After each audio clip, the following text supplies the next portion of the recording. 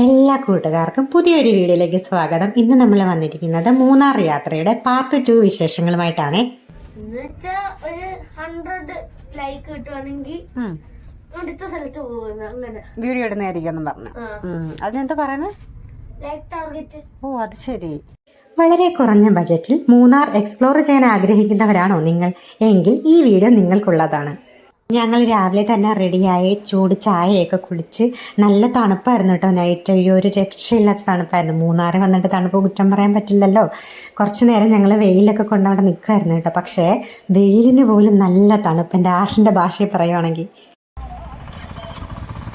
Breakfast കഴിക്കാനായി ഞങ്ങൾ അടുത്തുള്ള pure vegetarian ഹോട്ടലാണ് കയറിയത് കേട്ടോ. ശ്രീ അന്നപൂർണ. നല്ല ഹോട്ടലായിരുന്നു, നല്ല വൃത്തിയുണ്ടായിരുന്നു, അത്യാവശ്യം നല്ല ടേസ്റ്റും അഫോർഡബിൾ റേറ്റും ആയിരുന്നു.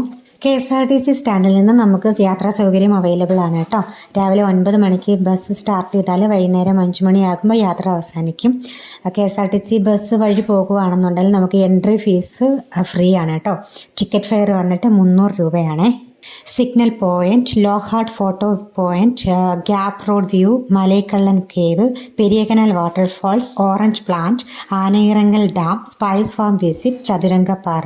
ഇത്രയും സ്ഥലത്താണ് നമ്മൾ KSRTC ബസ് വഴിയാണെങ്കിൽ വിസിറ്റ് ചെയ്യാൻ പറ്റുന്നത്.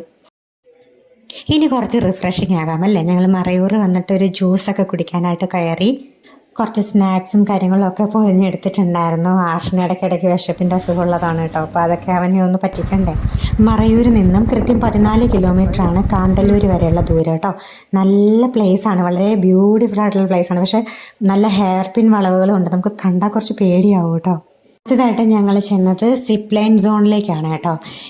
ഇതിൻ്റെ ടിക്കറ്റ് ഫെയർ വന്നിട്ട് 300 രൂപയാണ്. അഡ്വഞ്ചർ അധികം ഇഷ്ടപ്പെടാത്ത ആളായതുകൊണ്ട് തന്നെ ആദ്യമേ ഞാൻ ഇതിന് സ്കൂട്ടായി കേട്ടോ. എനിക്ക് ഭയങ്കര പേടിയാണ് ഇങ്ങനെയുള്ള സ്ഥലങ്ങൾ വിസിറ്റ് ചെയ്യാനാണെങ്കിലും അല്ലെങ്കിൽ എക്സ്പീരിയൻസ് ചെയ്യാനാണെങ്കിലും.